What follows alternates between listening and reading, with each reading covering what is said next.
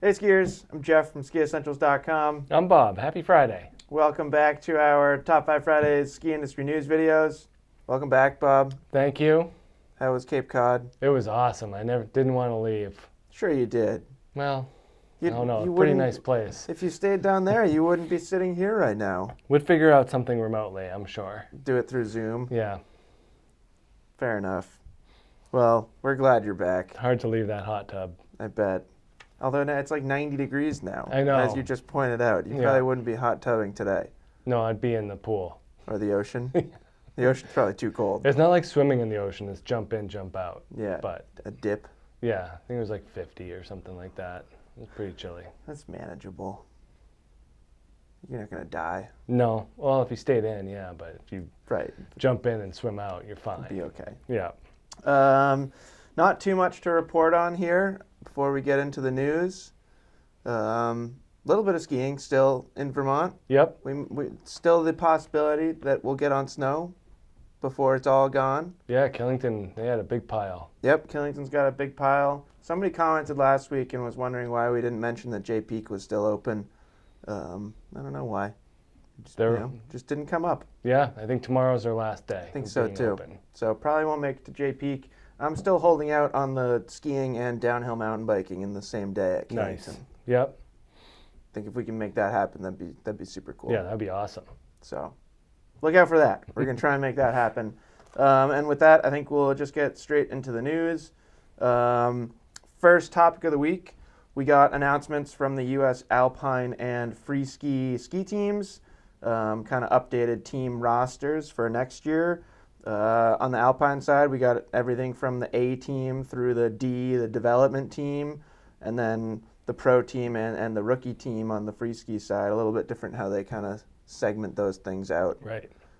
So a couple of highlights here. If you're interested in the whole roster, just follow the link and you can read all the names. River Radamus was promoted to the A team. Feel like he earned it. We Well talked about him a deserved. lot this year. Exactly. Yeah. Like 2 years ago, I didn't know Yeah. who that was, and now it's a name that I feel like you hear all the time. Yep. So congratulations to River. And then these are all new or most of these are new names to me. Ava Sunshine Jemison, Lauren Makuga, and Ali Resnick all jumped up from the D team to the B team. So that's pretty huge. Yep. They'll probably get some World Cup starts on that B team.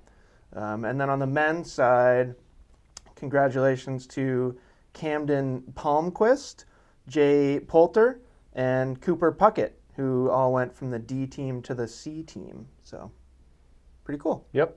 And then on the freeski side of things, the Henderson siblings, Hunter and Grace, were both added to the slopestyle and big air team. So, potentially some really heartwarming stories to come out of that.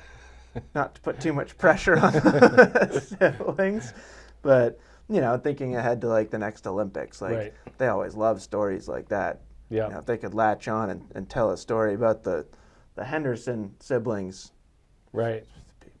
A lot of parent time on TV. Totally. You just see the parents 24/7. I'm Yeah, sure. Olympic coverage. They just eat that stuff Yeah, right they love up. it. So that'll be really cool to see. And then congratulations to Dylan Ladd and Hannah Fallhaber for joining the halfpipe team. Yeah, and a lot of the existing members, are very fresh from the Olympic success. Yep. So that's nice to see that Yeah. continuing forward. Yeah, we kind of just covered people that were adding to the team or Yeah. moving up. Not really any notable people like dropping off. Right. All your kind of regulars are still there, both Yeah. on the Alpine and the freeski side. Yeah, still at the top of the game for sure. Yeah, I mean, we talk a lot about how the United States kind of not struggles, but they're not particularly dominant on the Alpine side of things. U.S. slopestyle and big air team is like, Right. good luck beating those guys. They've got a pretty strong hold on the event. Between Alex Hall, Colby Stevenson, Mac Forehand, Nick Yeah. Gepper. I mean, they've got some heavy hitter athletes in there. Yeah, they can all win. Yep. So already looking forward to next All right. next World Cup season. And then second topic of the week, this one's pretty interesting. This popped up kind of on my social media feed a couple days ago. Mount Hood Skibowl has suspended all mountain bike operations indefinitely after what ended up being a $10.5 million lawsuit. So you read into this one, Bob? Yeah. Pretty I mean, it's a interesting. sad story on all fronts. Absolutely. You know, like really nothing positive here at all. No, nothing at all. You know, the claim, like the guy hit a post. The post was put in. Yep. So, like, if he hit a tree, would it have been different because that's a natural obstacle? But I can they're only building assume so. they're building enormous features. Yeah, You right. know, That's like, where it's where do you draw the line between man-made and natural? Yep. And if you think about it like the skiing perspective, I think they were worried that this would filter and trickle into skiing aspects. I mean, that's certainly kind of setting the precedent, right? Then where do you draw the line? Like, there's so many days that we've been up there on the mountain that the conditions have been so awful, you know, like so sketchy and dangerous. And we're like, how are they still open? Right. You know, but it's because that's the man-made part of it. Right. But yeah, I mean, it's like anything, if you draw the line, like anything man-made has to be out of the way. You're still like building features and grooming trails and making snow. You have all this equipment out there. Right. It's not natural. Just No. because it's not a situation like this. Right. Like, how do you differentiate a groomer? Right. Like if I got hurt on a groomer, Yeah. that's a man-made feature. Right. Anyways, so to tell the story in a little bit more detail, in 2016, Gabriel Owens crashed and unfortunately, like you mentioned, hit that kind of 4-inch by 4-inch post that was for a trail sign, and it paralyzed him from the waist down, which, you know, is terrible. Yeah. Extremely tragic.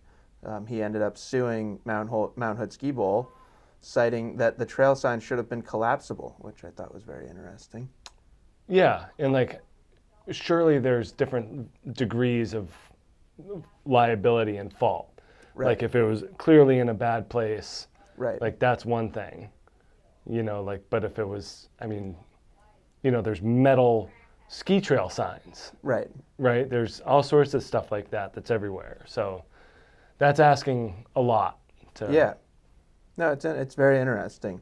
And I think it's also important to point out that he's a former professional mountain biker. Right. It's not like he was in over his head. Yeah. You know, I think you could like kind of, if you didn't have that piece of information, this would read a lot differently. Yeah. If it was somebody totally new to downhill mountain biking and they went up and hit a trail sign and got paralyzed, Right. that feels different. So yeah, very interesting. Yeah. And we'll see. We'll have to see. I did see. I read through some comments. One comment, maybe you're watching. The guy was like, I laughed, but none of this is funny.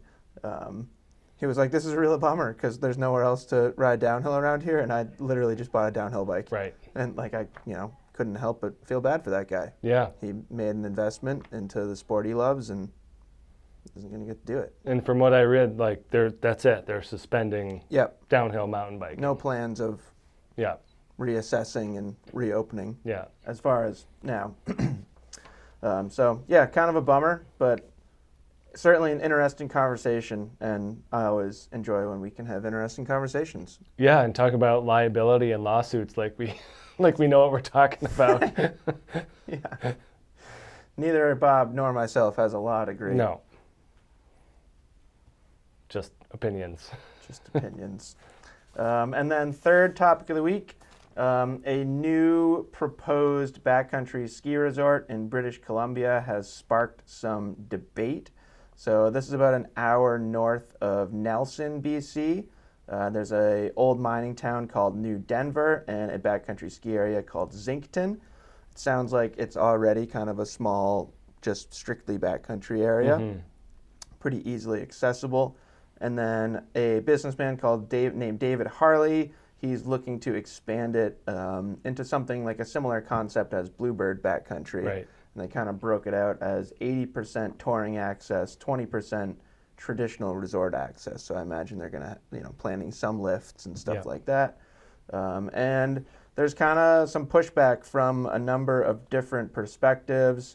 One, just local existing skiers don't really want to see their